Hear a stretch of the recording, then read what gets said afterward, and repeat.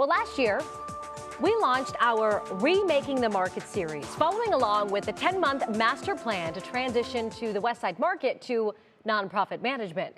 We're told that phase is just about one-third complete now. So, with that being that story, tonight our Doug Tratner sits down with the market spokesperson to see what progress has been made and what's ahead now in the new year. For the West Side Market, 2022 ended with lots of surveys, research, and analysis. In talking with Jessica Trivisonno in her office high above the market floor, she explained where all that data now goes. I have a written report that's going to be coming out to summarize all of that research, and all of that will be the foundation for the next phase of the master planning process, which will be focused a lot more on sort of the programmatic and physical experience and elements of the market. In the coming months, the Market Advisory Board will begin to focus on the desires of vendors and shoppers alike.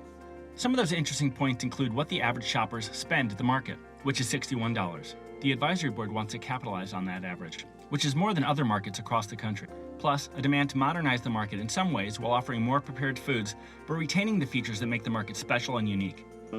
I know the West Side Market in Cleveland is a very unique and special place, but looking around the country, there are some easy things to adapt. Exactly, and I think one of the challenges and what's going to be really exciting about this next phase is figuring out how do we keep all of the elements that make West Side Market traditional and authentic in such a unique Cleveland experience, while still adding in all of those modern elements that we know is going to support the market for the next 110 years. But even sooner, the market will announce a leadership board of 15 people to run the nonprofit, known as the Cleveland Public Market Corporation. 3 of those members will be selected by tenants to reflect their wishes.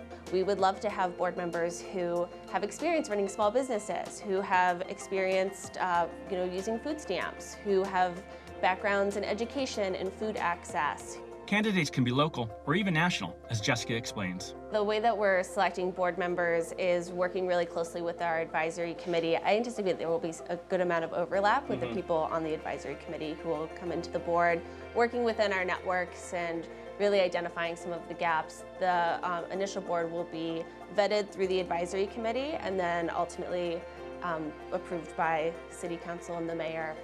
Initial board members who were selected in February will be tasked with selecting the executive director in a national search. That person will lead the whole endeavor that hopefully will propel the market to new heights. My hope is that we'll be able to have raised some decent money to really invest in the building and make all of these different things that we know need to happen with the building come true, make infrastructure improvements, and really start doing right by West Side Market.